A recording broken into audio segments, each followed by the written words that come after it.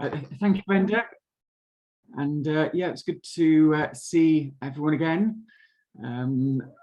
Perhaps I should explain, I don't always get a chance to come on at the moment during term time.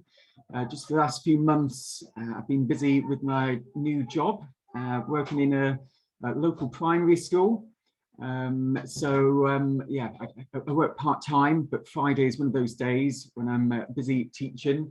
Quite often what I get a chance to do is perhaps put on the YouTube version of the previous week's meeting and listen to that whilst I'm marking.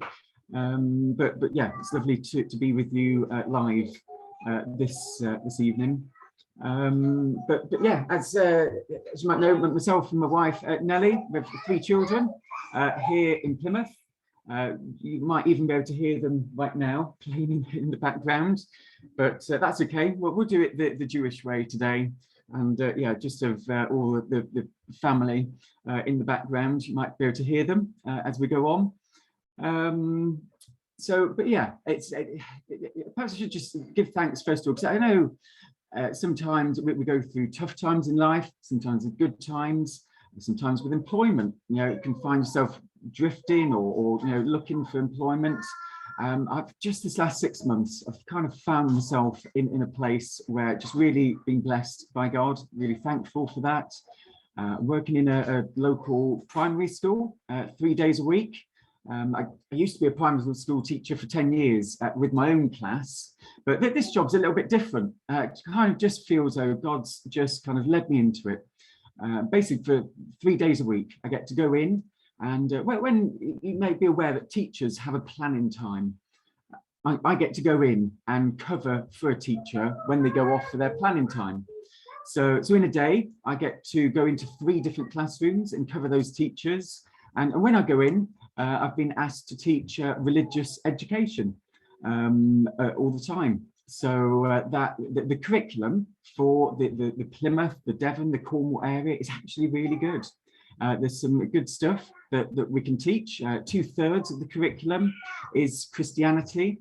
Yeah, if you get a chance to remember to pray for teachers, particularly across Devon and Cornwall and Plymouth, teaching this curriculum. It is a good one to teach. There is opportunity just to share the Christian faith. A third of the time, we teach other religions. So for example, today, it was one of those days when I was teaching a different religion. It was Judaism. So today, I've been teaching the children all about Passover, all about how Jewish families will be coming together in 2 weeks' time to celebrate the Passover, and just being able to share the story of Moses, and being able to lead the Israelites out from Egypt. So yeah, let's just say it's one of those things. Feel blessed by God just to be in this position right now to teach these children. And as you might be aware, you know, there's many children who just haven't got a clue about Christianity, about God. They just don't know.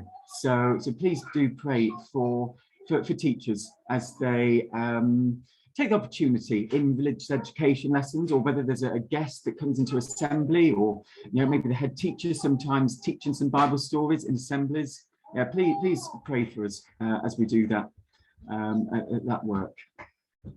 And today, just kind of want to share with you some of the things on my heart with about what's going on in the world right now. You know, sometimes we say, don't we, you know, what on earth is going on in the world right now? You know, never known at a time like it at all. So kind of just want to reflect on some of those things. Just kind of want to share some Bible passages, feel relevant, and just relay just some perhaps revelation, just some things that feel as though God has put on my heart, and how, you know, perhaps some of those things it's brought to my family's attention as well. Because yeah, there's just so much going on right now, isn't there, in our world? You know, even if you look at the papers today, I think one of the headlines was April Cruel Day. It just reflected on, you know, how tough it's getting for families right now. You know, we know about the energy prices soaring right now, going up over 50%. We know how many families are going to struggle at this time. You know, whether it's council tax going up, whether it's food prices going up.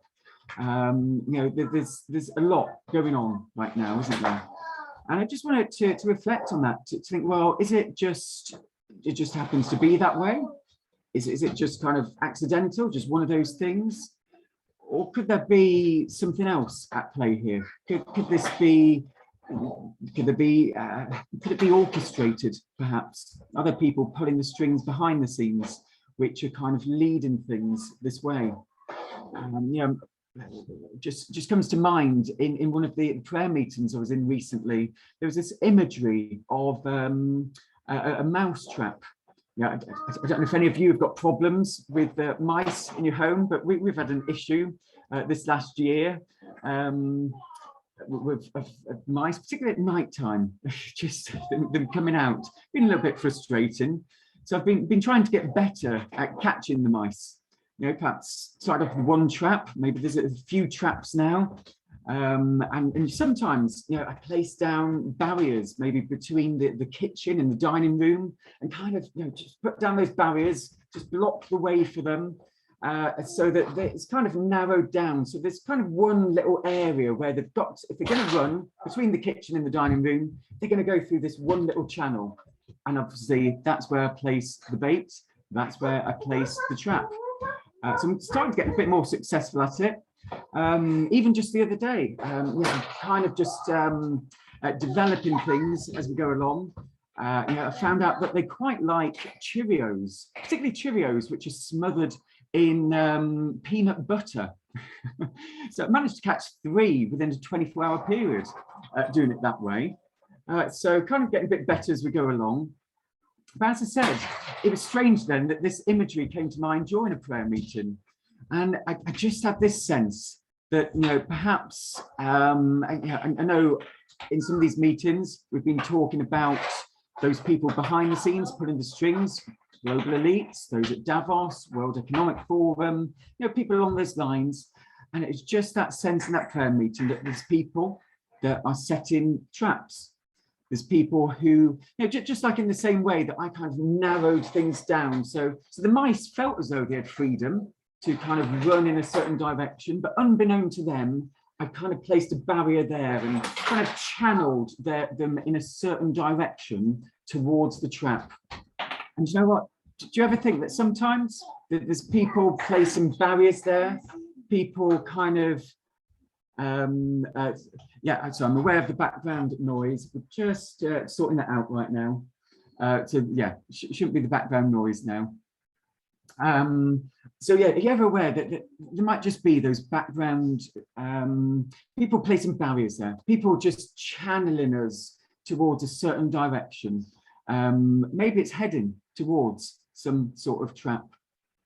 You know, maybe, you know, just as I've got a bit better at getting the mice learning how to do things, over this last couple of years, you know, I get the impression that there's, you know, maybe there's some strategies that have been tried out in certain countries about how to do lockdowns, you know, how to, you know, like in Austria, for instance, where they asked everybody to take a jab, or maybe forced everyone to take a jab.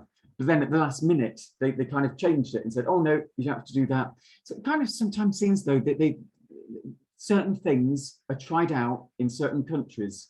You've seen that in Canada recently. You've seen the truckers going for freedom, but yeah, just some of the laws that are passed in certain countries kind of seems that they're tried out, nudges towards a certain direction, and perhaps pushing us towards a trap.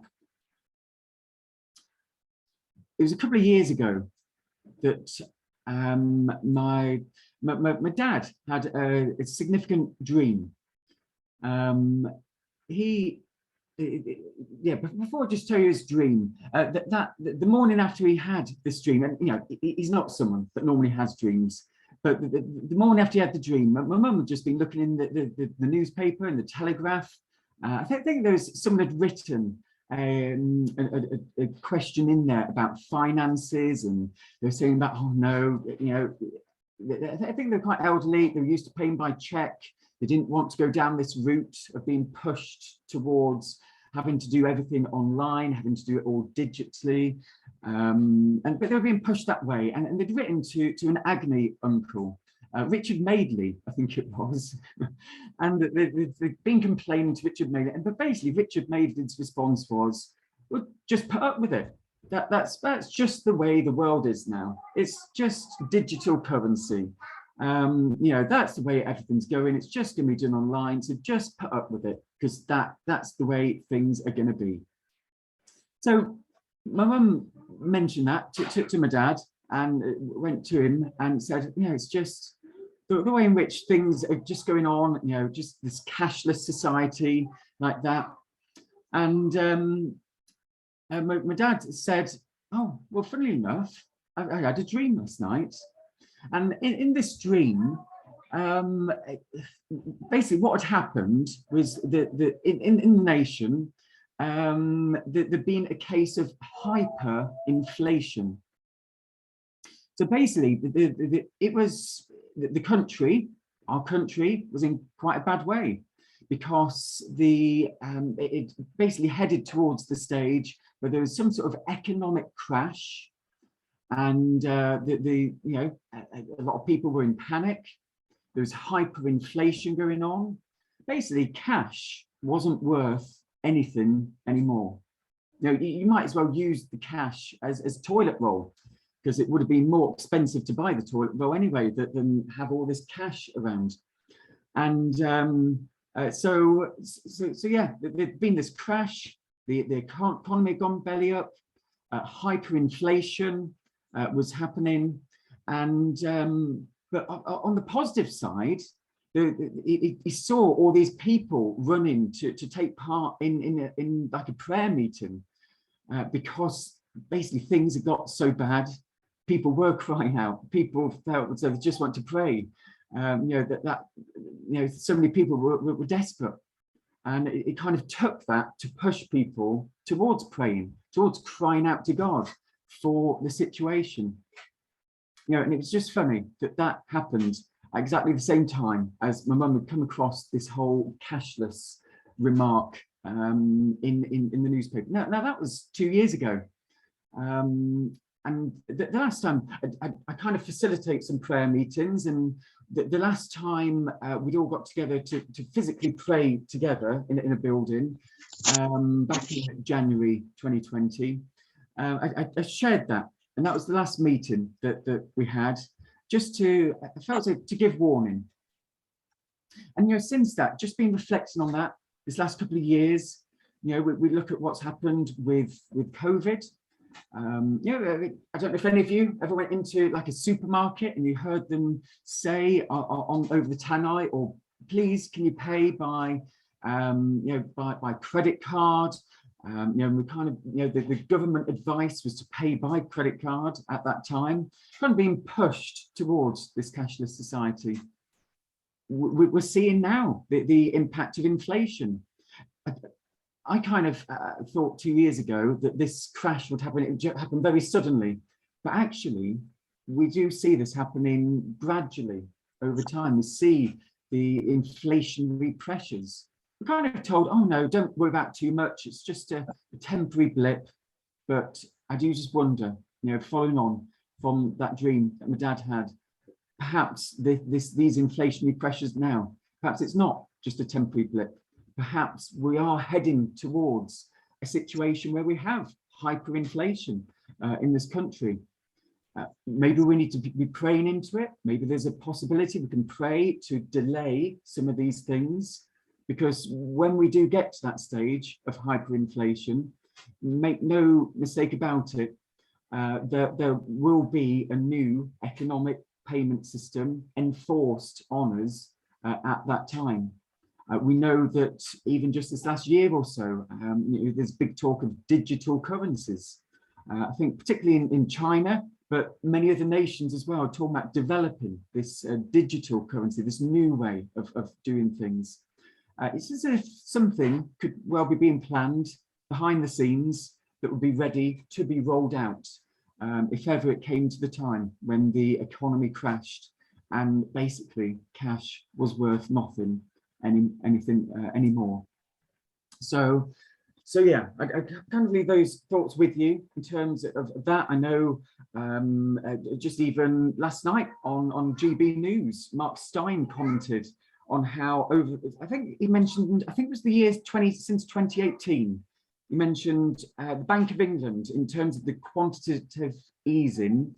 They've basically printed cash. They've printed £875 billion worth of cash, of banknotes, just to release into the economy, just in the last 3 or 4 years. 875 billion.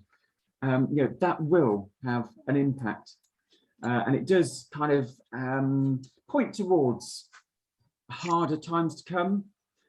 And I know there's been quite a few of you that have been joining in with the meetings with Laura, where she's basically saying, well, how can we prepare for all those times?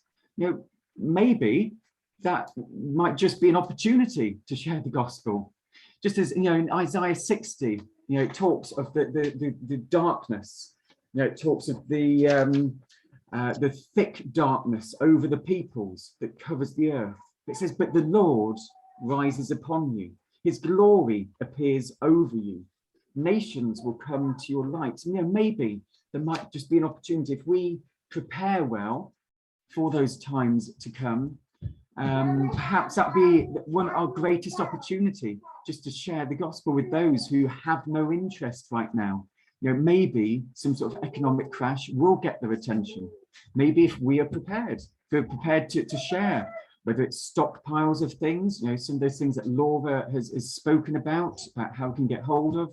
Maybe if we prepare whilst, I think scripture talks about preparing, during the daytime, whilst there's light, when we go into the darker times, we'll be ready and prepared.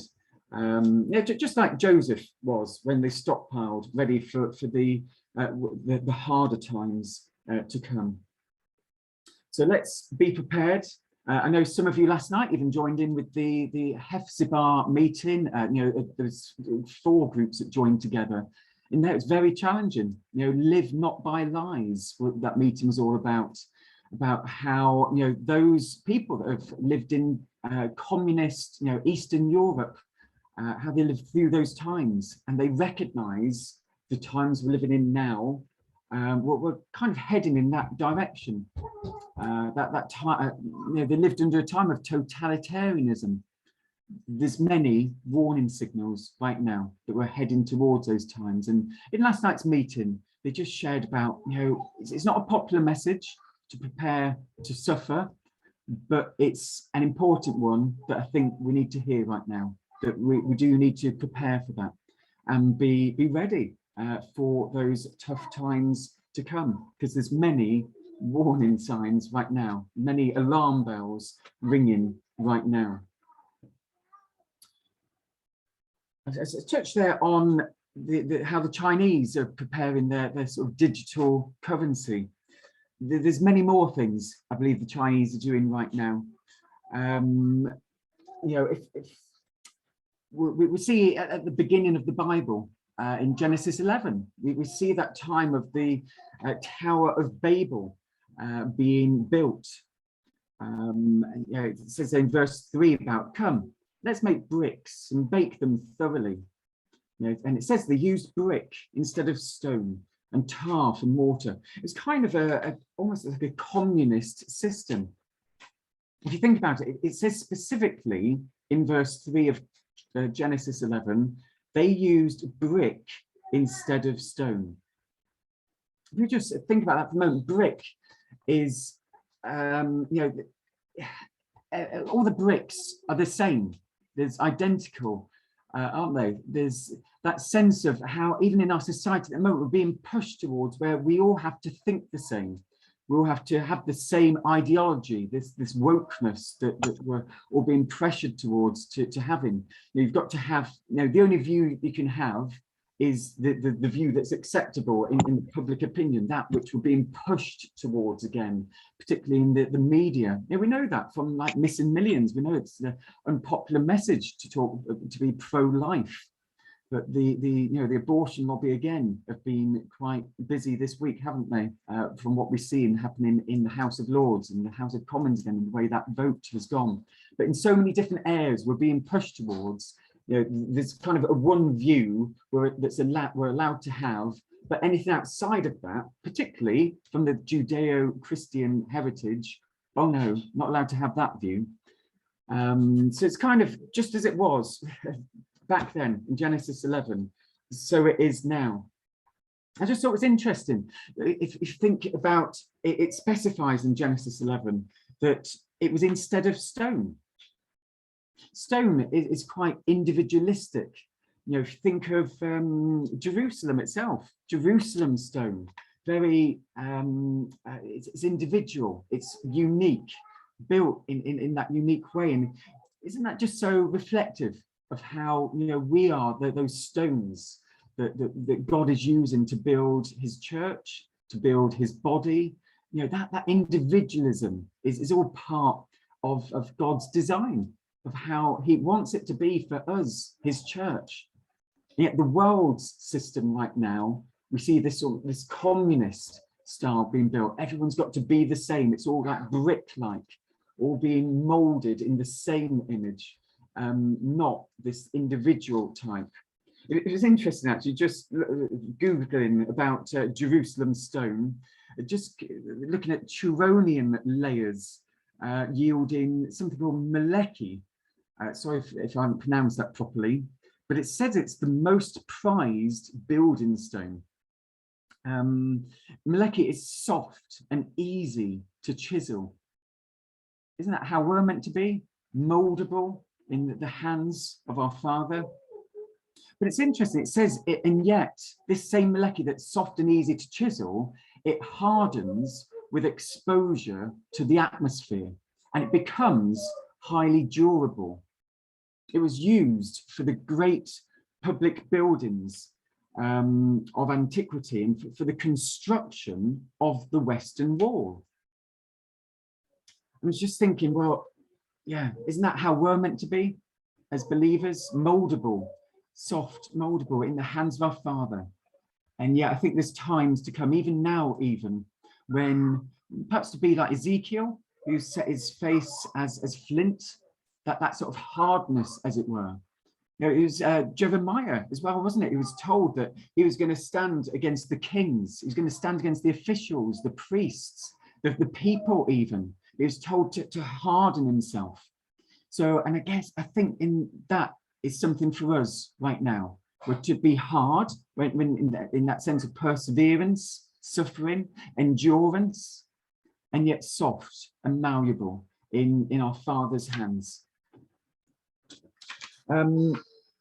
Just reflecting on that sort of kind of communist system. It's there in the beginning of the Bible in Genesis 11, but it's also there at the end of the book as well. If we go to Revelation chapter 18, Revelation 18 in verse 4, there's this warning to escape Babylon's judgment. And by the way, Babel, Babylon, they're the same root word in Hebrew. And in Revelation 18 verse 4, it says, "Then I heard another voice from heaven say, 'Come out of her, my people, so that you will not share in her sins, so that you will not receive any of her plagues.'" There's that warning there that we're not to be part of this Babel-like system, this modern day Babylon. So yeah, we're not to conform. We're not to go along with these systems. We're to be aware of what is going on in our world right now, whether it's the attitudes or whether it's actions that the world would have us go along with their way. But it says quite clearly, doesn't it, in Romans chapter 12.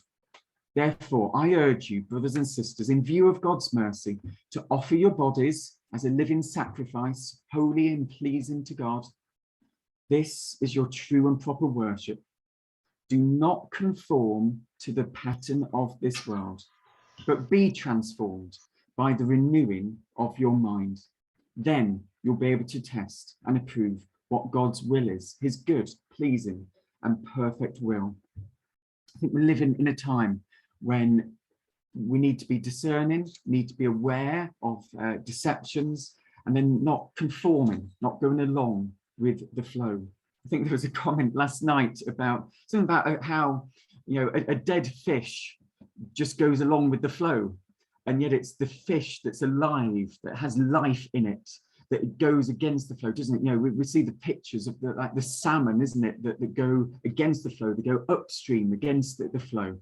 So that's the fish that we're called to be, that's alive and going against that flow. And there's other scriptures along those lines. You know, Proverbs 25, verse 26 stands out. It says, like a muddied spring or a polluted well are the righteous who give way to the wicked. You know, as Brenda was sharing at the start of the meeting, you know, we continue to take a stand for the missing millions. It's that stake in the ground. It's not a one-off. We've got to keep on going along those lines. 2 Corinthians 11, verse 3, again, Paul's message there is, but I fear that somehow your pure and undivided devotion to Christ will be corrupted, just as Eve was deceived by the cunning ways of the serpent. Again, we see it at the start of the book in Genesis of Eve being deceived and Adam being deceived by the snake. So much deception around. You know, Jesus said in Matthew 24, I think there's 4 warnings in Matthew 24. You know, do not be deceived. Here in these end times, do not be deceived. Don't be corrupted. So we have to fight for this. You know, it takes an effort, doesn't it, to keep our pure and undivided devotion to Christ. And also just recently came across Ephesians 4, verse 14 in the New Living Translation. So Ephesians 4:14, it says, we will not be influenced when people try to trick us with lies so clever they sound like the truth. Truth is under attack right now. There's so much deception out there, whether it's the mainstream media, whether it's politicians, you know, those in leadership. So much deception that we need to be on the ball, but we're not to be people that are influenced when people try to trick us with lies so clever they sound like the truth. And watching JB News last night, I came across a definition of that. It's called sophistry. Sophistry, S-O-P-H-I-S-T-R-Y. I think there's a lot of sophistry going on right now. Sophistry is when people present misleading arguments that actually they want you to go down a particular route, down, you know, like I was saying about the mousetrap at the start, you know, people getting channeled down a certain way, there's misleading arguments, misleading things being said, but they lead towards a trap. So sophistry is something we need to be on the guard for. Basically, deception at this time. I'll just quickly comment on the influence of communism. I don't know if you know, but there's the Belt and Road Initiative that China is undergoing. It's a global infrastructure development strategy. It's been adopted by the Chinese government for almost 9 years now, investing in nearly 70 countries and international organizations. It's the centerpiece of the Chinese leader Xi Jinping's foreign policy. And it's looking for China to assume a greater leadership role for global affairs in keeping with its rising status and power. So yeah, it's called the Belt and Road. It's going, you know, building ports, skyscrapers, railroads, roads, bridges in many nations. You know, the Belt bit stands for the historical trade routes across the landlocked Central Asia. The road part stands for the ancient, more the maritime routes across to the Middle East, across to Africa. You know, even this week we see, you know, countries that part of the Commonwealth. There's Jamaica. Jamaica's seen, I think it's £1 billion worth of investment in their infrastructure from China. Jamaica are talking about no longer wanting to be part of the Commonwealth, no longer wanting to be under that you know, rule of the Queen, but rather they'd rather be under, you know, the influence of China instead. And yeah, there was another nation as well. I think it was the Solomon Islands as well. They're even going to have like a Chinese military base on the Solomon Islands. There's leaked documents, which particularly for nearby countries like Australia, that's getting quite worrying for them. So again, part of the Commonwealth, but Chinese influence there. This Chinese influence seems to be going across many nations across the whole world. As America is withdrawing and that sort of historical Christian influence is withdrawing, we're seeing the communist takeover. Of course, South America, you know, many of those nations are going much more communist style. You know, I think there's just Brazil and one other nation which isn't yet, but there's concerns for them right now.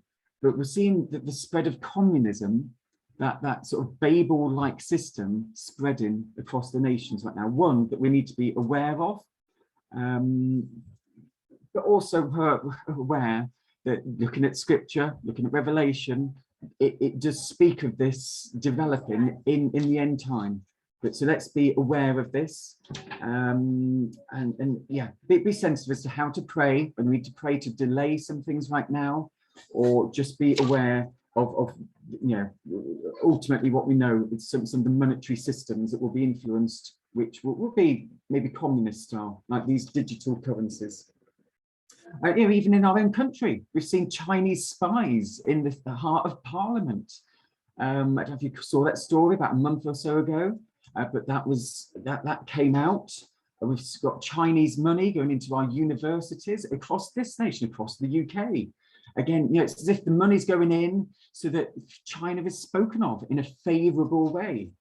This is right on our doorstep right now. So we need to be aware of these communistic influences in our nation. I think I've covered what I want to say on those sort of aspects of how, you know, this sense of inflation, hyperinflation, this sense of communism, the things that scripture warns us about, we're kind of heading in those directions. There's many other parts to the jigsaw, and you know, there's many other sources that you might want to check out, whether it's LifeSite News. LifeSite News is a good source for some of this information. You know, some of the meeting, like the meeting last night with Hepzibah in Oxford, Illusion to Reality, even just watching GB News, maybe even like the Mark Stein program at 8 o'clock during the weekday, the Mark Stein program on GB News is some good source of information to find out more about some of these things. But perhaps the last thing that I just want to mention is something that I find that breaks my heart right now. We've just headed into April. This month, we're going to see a rollout of the COVID jab for 5 to 11-year-olds. I teach 5 to 11-year-olds. I teach across the whole of my primary school. We have a son who's going to have his 5th birthday next week. He'll be eligible for the COVID jab, which we're being told will be rolled out this next month. I do believe there to be sophistry at work. I do believe there to be things we're being told which are just not true. You know, when we have the head of the health department, Sadiq Javid, saying, "Oh, they just want to give the option for 5 to 11-year-olds to have this, just to like future protect them against future pandemics." That's just not true. Even by their own standards, we know that the efficacy, even if there is some efficacy of the jab, that it might only last about 3, 4, maybe 5 weeks at most. So to say that this is to give them the jab to protect them against future variants, the efficacy won't even be there. It's simply not true. They say all the time this mantra of it being safe and effective for these 5 to 11-year-olds. And it's like, well, again, I don't believe that to be true. So much of the evidence coming out right now is not pointing towards that. You know, how can we share this with, you know, perhaps if we've got family members, if we want to find out more, that the UK Freedom Medical Alliance are a good source of information. I'll say that again, the UK Freedom Medical Alliance. That's a group of MPs that have come together, medical experts, scientists. They've come together with a campaign to say the campaign is called Time to Pause. Time to Pause. And on their website, the UK Freedom Medical Alliance website, it's got the documentation, it's got there the research that's been done, it's got there about how, you know, it just seems though people that have had the COVID jab seem to be catching COVID more than those of us who haven't had the jab so far. There's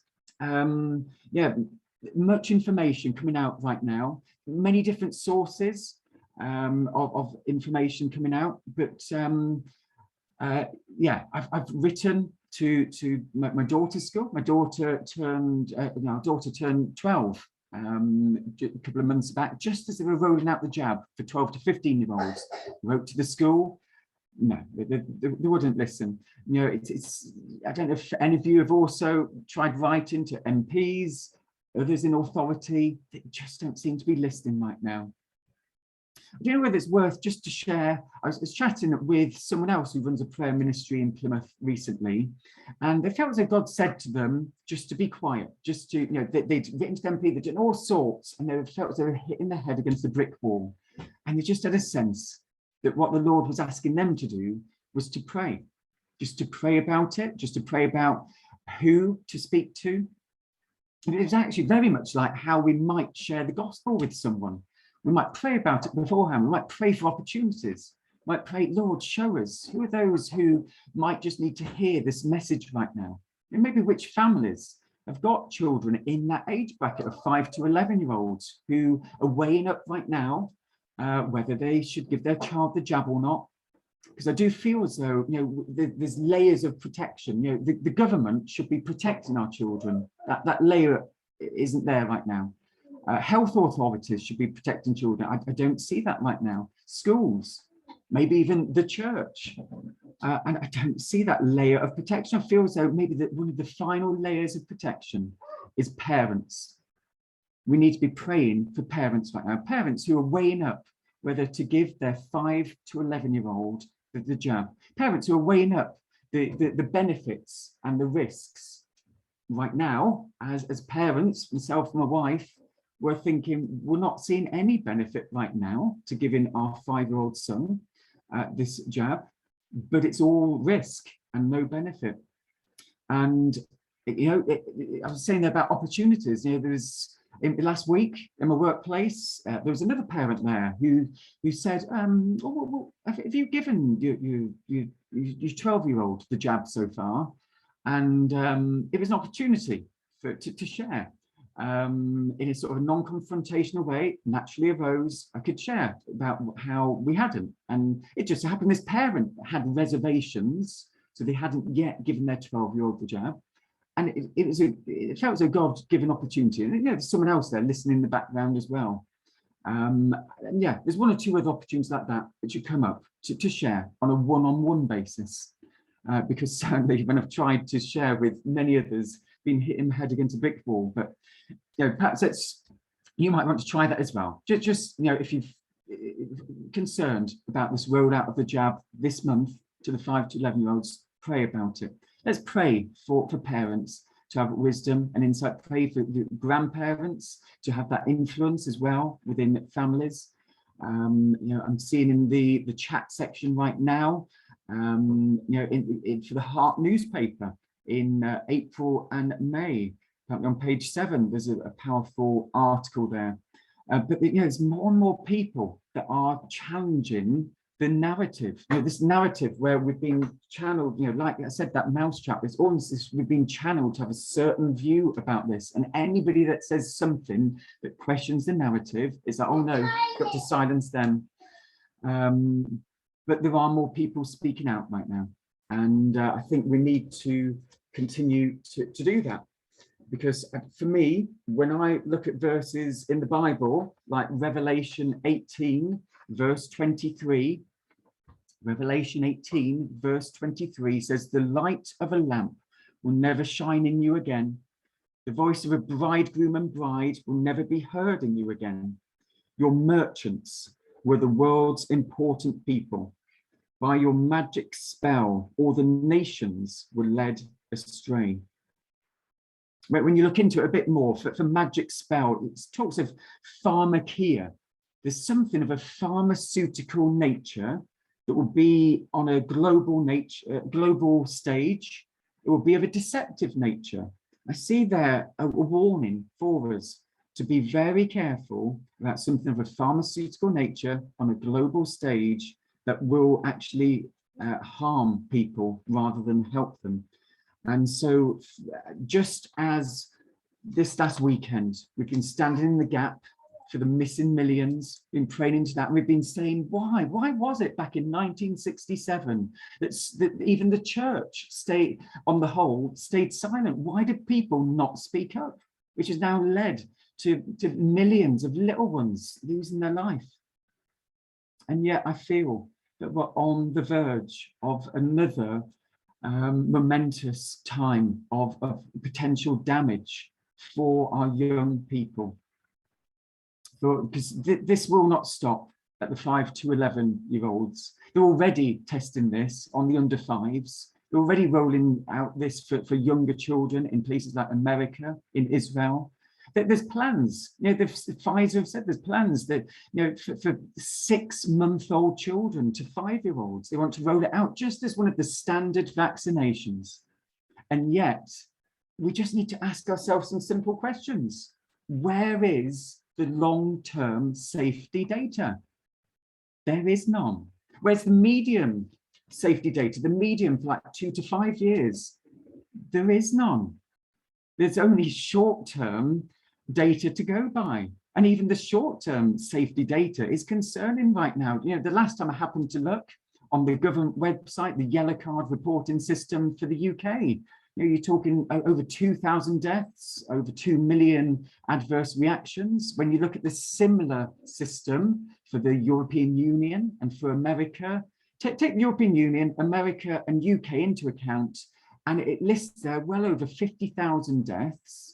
And you're in the millions for the number of adverse reactions. Not all of them are serious adverse reactions, but many of them are. You have to look at 15 to 19-year-old males.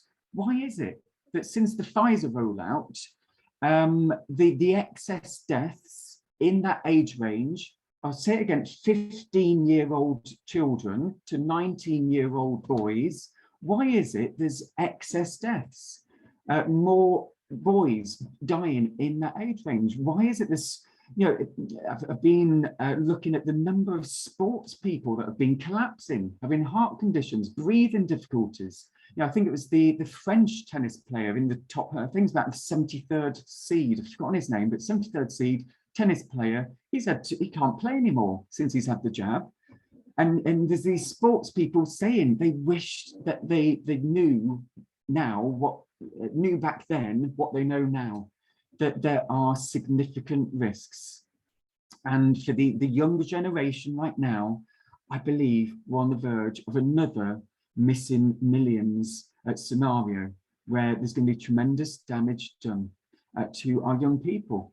And we're going to pray about it. We're going to be sensitive. We're going to look at how we can continue to contact the school, maybe other parents as well. Again, look at building bridges, looking for those natural conversations to come up, but praying and asking the Lord to direct us in that,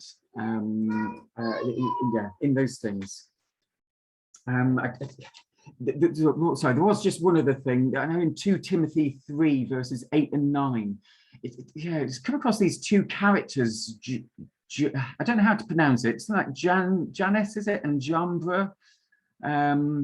It says in 2 Timothy 3, 8, 9, just as Jannes and Jambra opposed Moses, so also these teachers oppose the truth. They're men of depraved minds who, as far as the faith is concerned, are rejected. But they'll not get very far, because as in the case of those men, their folly will be clear to everyone.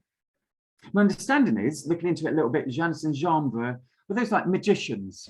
those that came up with those sort of magical ways to support Pharaoh and opposed Moses. And I just wonder whether there's modern day equivalents, those that come with their pharmaceutical practices and seek to deceive, seek to give misinformation and channel us towards a certain direction, which it could well be a trap, like a mousetrap. I have that sense, and I've seen a lot of evidence pointing towards this. But yeah, I think you've heard enough from me on that side of things. I think we need to finish in thinking of the hope that God brings. There was a verse that I came across last night, which I'm just trying to find on my phone. I just thought, wow, this sums it up really well. Let me just see if it was just from my Bible reading last night. I think it's I think it's just here. Yeah, 1 Corinthians chapter 16, verses 13 and 14. It's kind of Paul was kind of bringing his message to the Corinthians to a close, and I just thought it was really encouraging. So yeah, 1 Timothy 16, verse 13 and 14 says, be on guard, stand firm in the faith, be courageous, be strong, and do everything with love. I believe that's the times we're living in now. That's how we need to be. We need to be on our guard against sophistry, against deception. We need to stand firm, like Ezekiel, like Jeremiah. We need to stand firm in the faith right now, when so much of the Judeo-Christian heritage is under attack. And be courageous. I know in last night's meeting, that was one of the number one things. Right now, we need to have courage. We need to be strong. We need to be courageous and stand up for what we believe in, and to be strong in that as well. But making sure that we do everything with love. As it says in 1 Corinthians 13, we may know everything in the world, may be able to prophesy, be able to speak in tongues, know all those things. But if we do not have love, if we do not move in love, if we do not have the spirit of love, then it's worth nothing, is it? So let's be encouraged by those words, that we, in all these things, to do it in love.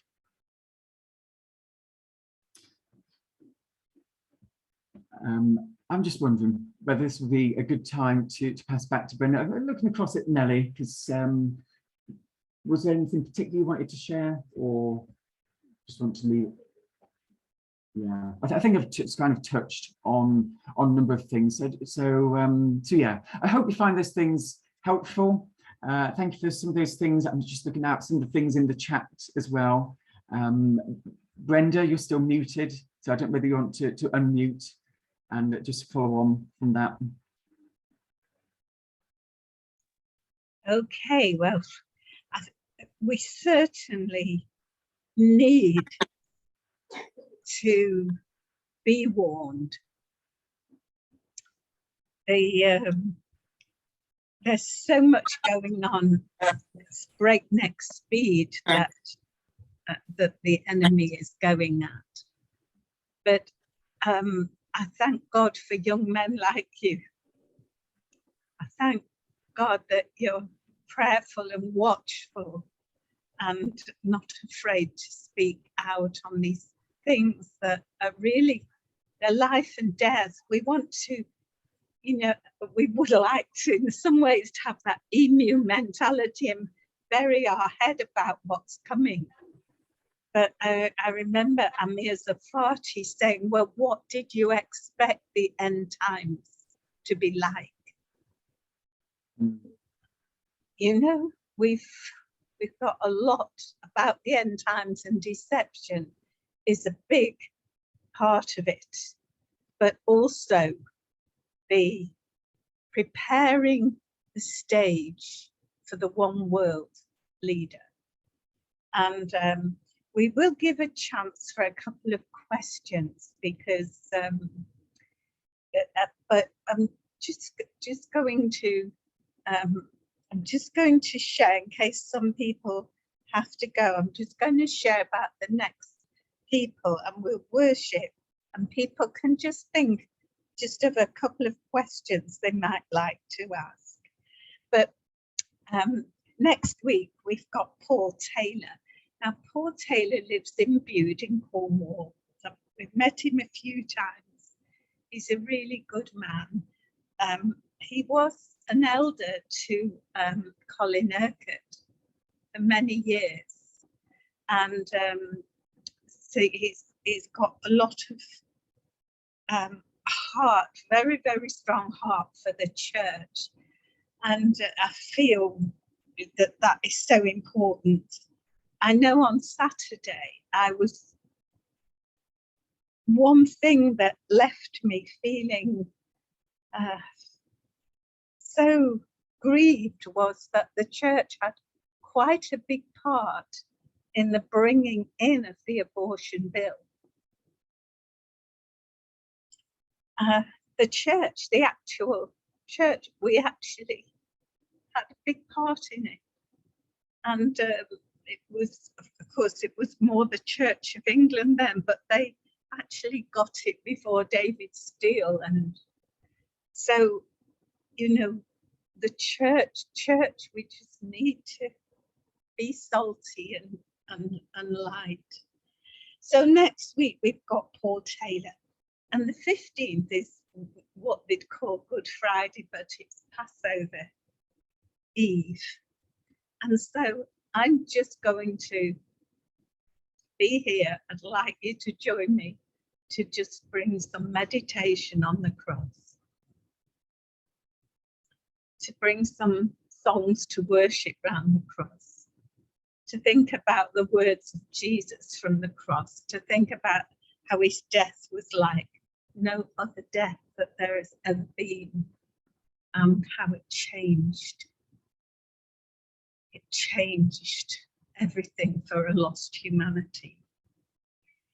But the following week, we haven't got a meeting on the 22nd because the 23rd we're going to have a Passover led by Kathleen Mitchell and her husband Doug.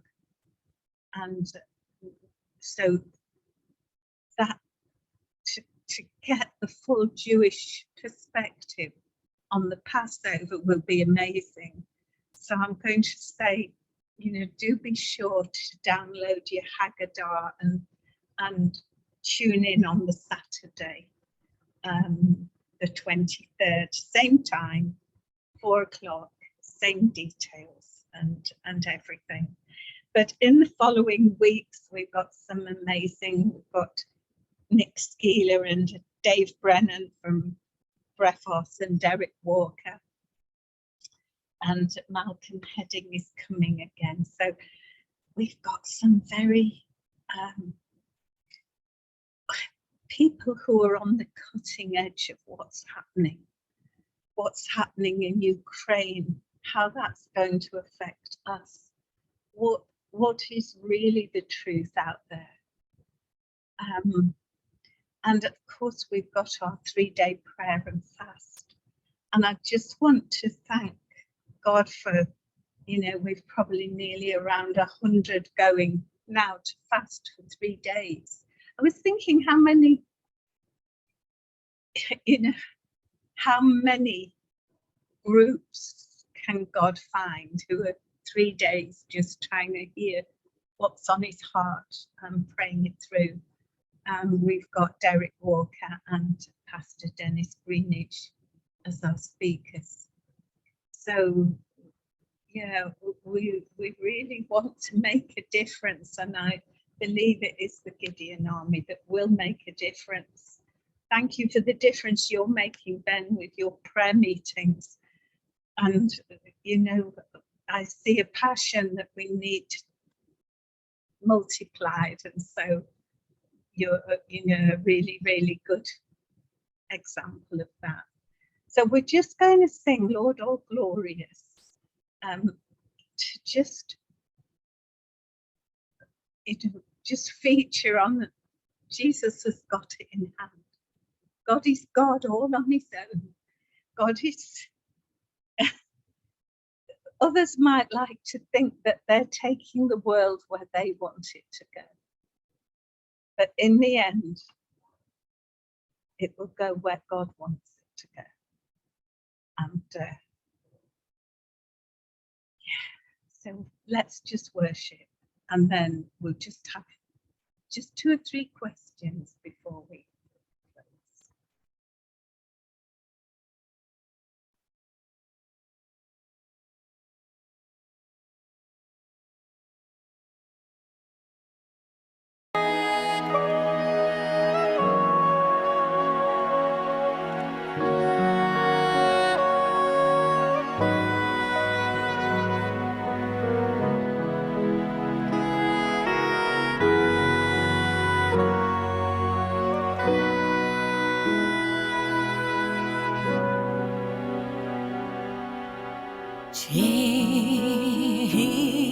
Jesus,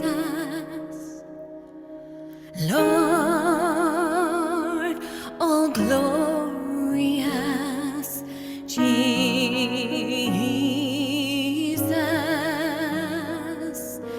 ever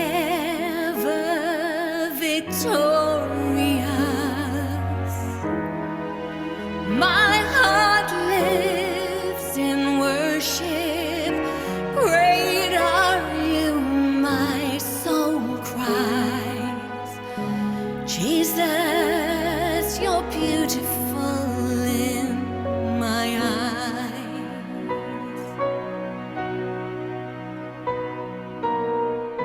Jesus, so beautiful in my eyes.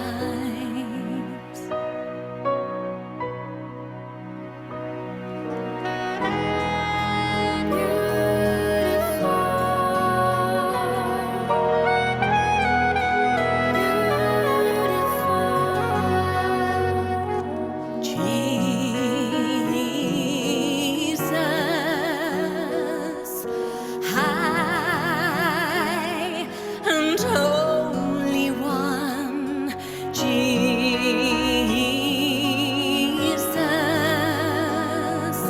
God's beloved Son. My heart lifts in worship. Great are you, my soul cries. Jesus, you're beautiful in my eyes.